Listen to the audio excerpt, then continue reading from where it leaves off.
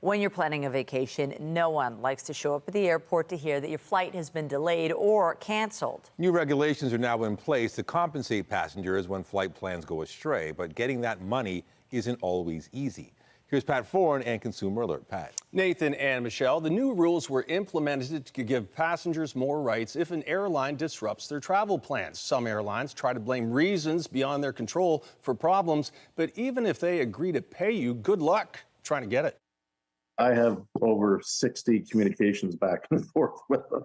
Ian Thompson of Stony Creek has been trying to get compensation for his 12-year-old son Nathan's delayed and then canceled flight. In February, Nathan went to Florida with his older cousins to see his grandparents. Flying back, his flight was delayed multiple times and then canceled and rescheduled for the next day. I was just overall ready to come home because we were trying to find out for a very long time if it was canceled or if it was just delayed. His grandparents had to return to the airport to pick him up so he wouldn't be stuck there overnight. Lucky enough that his grandparents were still in Fort Lauderdale, that he could stay there, because if there wasn't, he would be staying at the airport.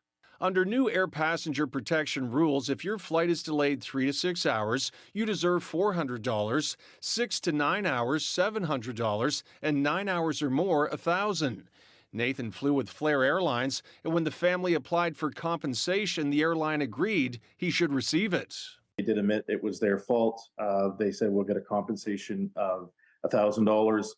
They were told they would get the money within a month. Then it turned into 2 months, 3 months, and almost 4. They won't fulfill their commitment, and there's just excuse upon excuse and not willing to pay what they've admitted that was their fault. When CTV News reached out to Flair Airlines, a spokesperson said, regrettably, the voucher was a system error and we are investigating the root cause.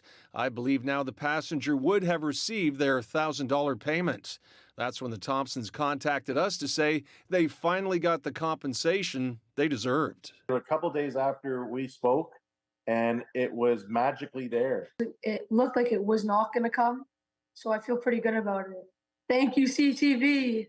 CTV, you're awesome. You do great stuff for people. Thank you so much for the work you do. And if you're on a delayed or canceled flight and feel you deserve compensation, there is a process that you have to follow. And if your claim is denied by the airline, you can also complain to the Canadian Transportation Agency. On your side, I'm Pat Foran. If you have a consumer story idea, email us at alert@ctv.ca.